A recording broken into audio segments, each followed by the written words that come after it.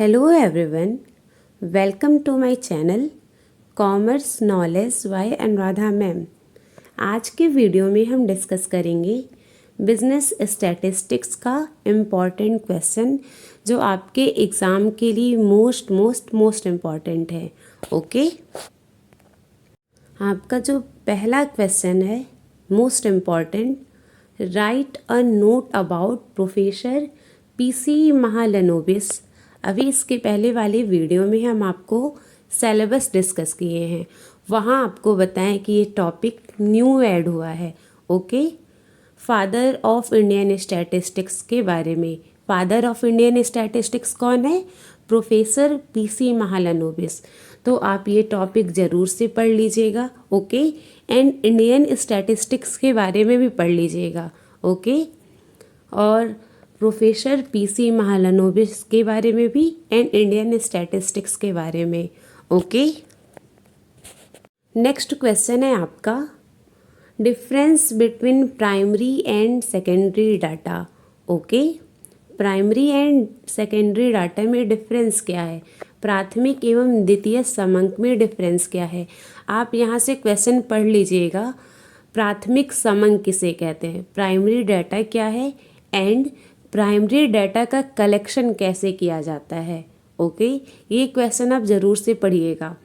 प्राथमिक समंक क्या है और प्राथमिक समंक का संकलन कैसे किया जाता है, कैसे प्राइमरी डाटा को कलेक्ट किया जाता है। जब आप प्राइमरी डाटा के कलेक्शन के बारे में पढ़ेंगे तो वहाँ पर 5 स्टेज दिया हुआ है, उसे ज़रूर से पढ़िएगा। ओके, ये टॉपिक आप ज़रूर से पढ़िएगा। ओके, नेक्स्ट आपका जो मोस्ट इम्पॉर्टेंट क्वेश्चन है, आपको हम बताए थे ना सेंट्रल टेंडेंसी से थ्योरी भी आती है। ओके, तो सेंट्रल टेंडेंसी है क्या, मीन किसे कहते हैं, मीडियन क्या है, मोड क्या है, थ्योरेटिकल पार्ट भी आता है। ओके, तो ये टॉपिक आप पढ़ लीजिएगा। मीन किसे कहते हैं, अर्थमेटिक मीन क्या होता है, ज्योमेट्रिक मीन क्या होता है। ओके, मीडियन क्या है, मोड क्या है, थ्योरेटिकल पोर्शन यहाँ से आता है, तो आप ज़रूर से पढ़िएगा। Okay, difference between geometric mean and harmonic mean, ये सेंट्रल टेंडेंसी वाले चैप्टर में दिया हुआ है। ठीक है, मीन के बारे में, mean, median, mode, geometric mean, harmonic mean. ठीक है, तो आप मीन, मीडियन, मोड के बारे में इस बार ज़रूर से पढ़ लीजिएगा और इसे भी देख लीजिएगा। ओके, बिजनेस स्टैटिस्टिक्स थोड़ा सा टफ है लेकिन नंबर अच्छा पाना है हम लोग को। ठीक है, तो आप ज़रूर से पढ़िएगा। ओके, नेक्स्ट आपका क्वेश्चन है, right a short note on origin of Indian statistical institute के बारे में भी क्वेश्चन आया हुआ है। ठीक है, इंडियन स्टैटिकल इंस्टीट्यूट भारतीय सांख्यिकी अनुसंधान के उद्भव पर एक संक्षिप्त टिप्पणी लिखिए। तो इंडियन स्टैटिकल इंस्टीट्यूट के बारे में भी क्वेश्चन आता है, तो यहाँ से टॉपिक पढ़ लीजिएगा। ठीक है, कौन कौन से इंस्टीट्यूट हैं, ठीक है, इसके बारे में भी आप लोग देख लीजिएगा। ओके, उसके बाद है आपका स्टैटिकल इन्वेस्टिगेशन चैप्टर। ठीक है, आपको हम सिलेबस में बताए थे कि ये टॉपिक इम्पॉर्टेंट है। आपका जो यूनिट 1 है ना, यूनिट 1 से थ्योरी आता है। ठीक है, और 2, 3, 4 से आपका न्यूमेरिकल एंड थ्योरी दोनों आता है। ठीक है, तो ये यूनिट 1 का है। स्टैटिकल इन्वेस्टिगेशन क्या है, स्टैटिकल इन्वेस्टिगेशन का स्टेज क्या है, तो ये दिया हुआ है, how will you make a plan for statistical investigation. ये फर्स्ट स्टेज का क्वेश्चन पूछा गया कि कैसे हम प्लानिंग करते हैं स्टैटिकल इन्वेस्टिगेशन के लिए। ठीक है, किसी सांख्यिकी अनुसंधान हेतु आप किस प्रकार योजना बनाएंगे। ओके, तो आप ये पढ़ लीजिएगा, स्टैटिकल इन्वेस्टिगेशन क्या है, लॉन्ग क्वेश्चन पूछ सकता है। ठीक है, स्टैटिकल इन्वेस्टिगेशन वाला चैप्टर। सैम्पलिंग, ये क्वेश्चन तो ज़रूर पूछेगा, आप इसको ना डायग्राम बना के कीजिएगा। ठीक है, डायग्राम अगर आपको समझ में नहीं आएगा तो आप हमसे पूछ लीजिएगा, वीडियो के नीचे कमेंट कर दीजिएगा, हम आपको सैम्पलिंग का नोट्स दे देंगे। ठीक है, डायग्राम बनाना आपको बता देंगे। ठीक है, सैम्पलिंग क्या है, सबसे पहले आप इसमें सैम्पलिंग वाले क्वेश्चन में, सैम्पलिंग को हिंदी में निदर्शन भी बोलते हैं, प्रतिदर्श भी बोलते हैं, प्रतिचयन भी बोलते हैं। ठीक है, तो आप इसमें ये क्वेश्चन आप बहुत अच्छे से कीजिएगा। आप सबसे पहले पॉपुलेशन को बताइएगा। ठीक है, पॉपुलेशन में से हम सैंपल लेते हैं एंड इन दोनों प्रोसेस को सैम्पलिंग कहते हैं। ठीक है, और सैम्पलिंग का मेथड क्या है? ठीक है, वेरियस मेथड, रैंडम सैम्पलिंग किसे कहते हैं, नॉन रैंडम सैम्पलिंग किसे कहते हैं, ये टॉपिक आप फिर से पढ़ लीजिएगा, यहाँ से क्वेश्चन आएगा। ठीक है, सैम्पलिंग कितने तरह का होता है, तो आप ये क्वेश्चन ज़रूर से टच कीजिएगा। ओके, नेक्स्ट आपका क्वेश्चन है, what do you mean by census method of investigation, explain with example. Okay, तो ये सेंसस मेथड ऑफ इन्वेस्टिगेशन भी इम्पॉर्टेंट है, आप इस क्वेश्चन को भी देख लीजिएगा। अगर आप सैम्पलिंग वाला चैप्टर पढ़ेंगे तो आपको उसी में मिल जाएगा। ओके, नेक्स्ट क्वेश्चन है आपका, क्वेश्चनरी एंड शेड्यूल क्या है? प्रश्नावली। ओके, क्वेश्चनरी को हिंदी में प्रश्नावली बोलते हैं, शेड्यूल को अनुसूची बोलते हैं। तो ये टॉपिक आप देख लीजिएगा, और साथ साथ टेबुलेशन किसे कहते हैं, ओके, एंड क्लासिफिकेशन किसे कहते हैं, सारणियन वाला टॉपिक पढ़ लीजिएगा। टेबुलेशन को हम सारणियन बोलते हैं, सारणी, जो टेबल बना के हम स्टैटिस्टिक्स को शो करते हैं, दैट इज़ टेबुलेशन। तो आप टेबुलेशन एंड क्लासिफिकेशन टॉपिक भी देख लीजिएगा। ओके, नेक्स्ट है आपका जो क्वेश्चन है, explain inclusive series and exclusive. ये एक्सक्लूसिव नहीं है, एक्सक्लूसिव है। ठीक है, EXCLUSIVE। ओके, तो आप ये टॉपिक देख लीजिएगा। आप जब न्यूमेरिकल करते हैं तो लेस देन टाइप का जो क्वेश्चन पूछा जाता है, ठीक है, ये आपको पता होगा, तो आप ये सीरीज़ के बारे में भी बता दीजिएगा। एग्जाम्पल में ये दोनों सीरीज़ का एग्जाम्पल दे दीजिएगा, मैथमेटिकल सा। ठीक है, तो ये भी क्वेश्चन आप पढ़ लीजिएगा। ओके, और स्टैटिस्टिक्स थोड़ा सा टफ है, इसलिए आप पढ़ना स्टार्ट कीजिए। ठीक है, आपको टाइम मिला हुआ है, लेकिन टाइम को वेस्ट मत कीजिए। पिछली बार कुछ स्टूडेंट का बैक भी लग गया था, तो आपके पास टाइम है तो टाइम का यूटिलाइज कीजिए। Okay, prepare a variate frequency table, द्विचररी आवृत्ति सारणी की रचना कीजिए। ओके, तो आप ये भी टॉपिक देख लीजिएगा। ओके, टाइम सीरीज़ आपको बोले, टाइम सीरीज़ भी आता है। ठीक है, तो टाइम सीरीज़ क्या होता है, what are the component of time series, ये भी क्वेश्चन इम्पॉर्टेंट है। तो ये जो टाइम सीरीज़ टॉपिक दिया हुआ है, ये आप अच्छे से पढ़ लीजिएगा। ठीक है, लॉन्ग में, क्योंकि अब सारा लॉन्ग हो चुका है। ठीक है, तो टाइम सीरीज़ क्या है, टाइप्स ऑफ टाइम सीरीज़, ये सारा टॉपिक अच्छे से पढ़ लीजिएगा। इंडेक्स नंबर टॉपिक भी, index number is an economic barometer. Okay, सूचकांक आर्थिक बैरोमीटर है, व्याख्या कीजिए।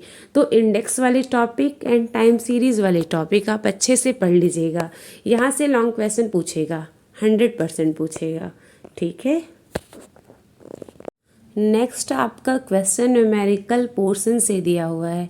ठीक है, find standard deviation and it's coefficient from the following data. Okay, देखिए क्वेश्चन बहुत इजी सा दिया हुआ है, लेकिन आपको स्टैंडर्ड डेविएशन का फॉर्मूला आना चाहिए। और ये सीरीज़ कौन सा है, देखिए सीरीज़ कौन सा है, कॉन्टिन्यूअस सीरीज़ है, फ्रीक्वेंसी दिया हुआ है एंड क्लास इंटरवल दिया हुआ है। ओके, तो आपको फॉर्मूला याद रहना चाहिए। क्वेश्चन इजी है, आप इस क्वेश्चन को स्क्रीनशॉट लीजिए एंड स्टैंडर्ड डेविएशन, ये आपके जो चैप्टर दिया हुआ है डिस्पर्जन, मेजर्स ऑफ डिस्पर्जन में दिया हुआ है, अब कीवर्ड वाले चैप्टर में। ठीक है, अब कीवर्ड वाले चैप्टर में दिया हुआ है कि कैसे स्टैंडर्ड डेविएशन को कैलकुलेट करते हैं। ठीक है, तो आप ये टॉपिक ज़रूर से पढ़िएगा, फिर से क्वेश्चन भी आ सकता है। ठीक है, किसी और सीरीज़ का पूछ सकता है। ठीक है, नेक्स्ट है आपका कॉरिलेशन का question. Okay, calculate the Karl Pearson coefficient of correlation from the following data. Okay, तो देखिए अगर आपको कॉरिलेशन कैलकुलेट करना है ठीक है। तो आपको स्टैंडर्ड डेविएशन कैलकुलेट करने आना चाहिए, क्योंकि कार्ल पियर्सन के फॉर्मूला में स्टैंडर्ड डेविएशन भी दिया होता है। ये भी क्वेश्चन आपका बहुत इजी है, लेकिन फॉर्मूला याद रहना चाहिए। तो आप dispersion chapter, okay, correlation chapter, central tendency, ये सारा टॉपिक आप अच्छे से पढ़िए, क्वेश्चन आएगा। ओके ओके, ये क्वेश्चन आपका हिंदी में भी दिया होता है, ठीक है। कार्ल पियर्सन के सहसंबंध गुणांक की गणना कीजिए। ओके, तो आप दोनों मेथड देख लीजिएगा, स्पीयरमैन वाला भी मेथड देख लीजिएगा। स्पीयरमैन मेथड तो बहुत इजी है, ठीक है, बहुत नहीं बहुत इजी है। कार्ल पियर्सन भी देख लीजिएगा, साथ साथ Spearman method. Okay, coefficient of correlation में आपका दिया हुआ है दो मेथड से ही क्वेश्चन पूछता है। एक स्पीयरमैन रैंकिंग मेथड से पूछता है, एक कार्ल पियर्सन से। ओके, तो एक बार क्या कीजिएगा कि ये मेथड देख लीजिएगा और थ्योरेटिकल पार्ट भी पढ़ लीजिएगा। कॉरिलेशन क्या है, ठीक है। कॉरिलेशन होता है क्या है, इसमें दो डाटा के बारे में स्टडी किया जाता है, ठीक है। दो डाटा के बारे में रिलेशन ज्ञात किया जाता है, ठीक है।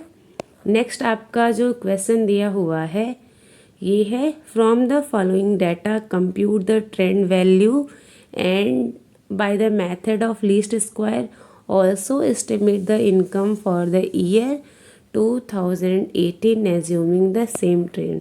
फिर से आपका न्यूमेरिकल पार्ट दिया हुआ है, ठीक है। तो आप न्यूमेरिकल भी पढ़ लीजिए। ओके, न्यूमेरिकल चैप्टर भी अच्छे से आप तैयार कीजिए। और आप लोग क्या कीजिएगा, यूनिट वन का थ्योरी अच्छे से प्रिपेयर कीजिएगा। ओके, यूनिट 4 का भी। यूनिट 4 में क्या दिया हुआ है, time series and index number वाला। टाइम सीरीज़ के बारे में कार्ल श्रेणी क्या है पूरा डिटेल पढ़ लीजिएगा। ओके, एंड इंडेक्स नंबर क्या है, सूचकांक, ये भी आप डिटेल पढ़ लीजिएगा। Okay, unit 2 and 4 numerical portion देख लीजिएगा, थ्योरी भी है न्यूमेरिकल पोर्शन भी, ठीक है। यूनिट 2 एंड 3 का। अब देखिए, कभी कभी ऐसा हो सकता है, सपोज कीजिए कि आपका क्वेश्चन नंबर 2 पूछा, ठीक है, ए भी न्यूमेरिकल दे दिया, बी भी न्यूमेरिकल दे दिया, तो आप लोग को क्वेश्चन छोड़ना नहीं है। न्यूमेरिकल नहीं आ रहा है फिर भी करना है। आप क्या कीजिए, न्यूमेरिकल पोर्शन देखिए, कैसे न्यूमेरिकल सॉल्व होता है, वो स्टेप देखिए, प्रोसेस देखिए कि कैसे न्यूमेरिकल हो रहा है, ठीक है। और एग्ज़ाम में अगर पूछ दे रहा है, आप नहीं कर पा रहे हैं, फिर भी आप कॉलम बना दीजिएगा, ठीक है। सपोज कीजिए आपका आ गया कि मीन कैसे कैलकुलेट किया जाता है, ठीक है, डिस्क्रीट सीरीज़ का या क्लास इंटरवल कॉन्टिन्यूअस सीरीज़ का क्वेश्चन पूछ दिया, ठीक है। तो कॉन्टिन्यूअस सीरीज़ वाला क्वेश्चन पूछा है तो आप क्लास इंटरवल लिखेंगे 0 to 10, ठीक है। मिड वैल्यू निकालेंगे, ये सब बहुत इजी है, एक बार आप बुक में एग्जाम्पल देखिए, ठीक है। आप मिड वैल्यू निकालेंगे, फ्रीक्वेंसी लिखेंगे, ठीक है। मतलब जितना भी कॉलम बनता है सारा कॉलम बनाएंगे, कॉलम वाला प्रोसेस करेंगे, ठीक है। कैसे सॉल्व होता है वो सब लिखेंगे, इस पे भी नंबर मिल जाता है। अगर आप कॉलम बनाए हुए हैं, थोड़ा बहुत सॉल्व किए हुए हैं, आपका 15 नंबर का क्वेश्चन है, 10 नंबर मिल जाता है, ठीक है। तो आपको न्यूमेरिकल आए ना आए, ठीक है, आपको न्यूमेरिकल करना है। ओके, बात समझ आई मेरी। अगर क्वेश्चन नंबर 2 दिया है, ठीक है, दोनों न्यूमेरिकल दिया है, तब आप क्या करेंगे, आप न्यूमेरिकल को छोड़ेंगे नहीं, ठीक है। आपको जो आ रहा होगा, 2A आ रहा होगा तो 2A वाला न्यूमेरिकल करेंगे, 2B न्यूमेरिकल आ रहा है तो 2B वाला न्यूमेरिकल करेंगे। एक ही करना है, बीच में और दिया रहता है ना, और का मतलब एक ही करना है, या तो 2A या तो 2B, जो आपको न्यूमेरिकल आ रहा होगा उसका कॉलम वगैरह बनाएंगे, सॉल्व करेंगे, ठीक है। क्वेश्चन नहीं छोड़िएगा आप लोग। और आप इसके पहले वाले पेपर में बिजनेस ऑर्गेनाइजेशन में क्वेश्चन कई बच्चों का छूट गया है, आप टाइम मैनेजमेंट ध्यान दीजिए, ठीक है। जो आपका कंपलसरी क्वेश्चन है आपको 1 घंटे में ख़त्म करना है, चाहे जैसे, ठीक है। 1 घंटा या 1 घंटा 5 मिनट, उससे ज़्यादा नहीं होना चाहिए। उसके बाद जो बाकी का क्वेश्चन है 2, 3, 4, 5, इनको 25-25 मिनट में सॉल्व कीजिए, ठीक है। 25-25 मिनट में आपस में किसी से बात मत कीजिए। अगर किसी से बात करेंगे, इधर उधर ध्यान देंगे तो आपका क्वेश्चन छूट जाएगा, ठीक है। तो आप लोग एग्ज़ाम का प्रिपरेशन कीजिए, अभी टाइम है आप लोगों के पास, ठीक है। न्यूमेरिकल वाला भी टॉपिक देख लीजिएगा, 2 chapter, unit 2 and unit 3। Unit 3 दोनों देख लीजिएगा, यूनिट 1 एंड यूनिट 4 थ्योरी के लिए देख लीजिएगा, और 2, 3 न्यूमेरिकल के लिए भी, थ्योरी के लिए भी, ठीक है। All the best and thank you. और आपको वीडियो अच्छा लगा हो तो मेरे चैनल को like, subscribe, share and comment ज़रूर कीजिए। Thank you.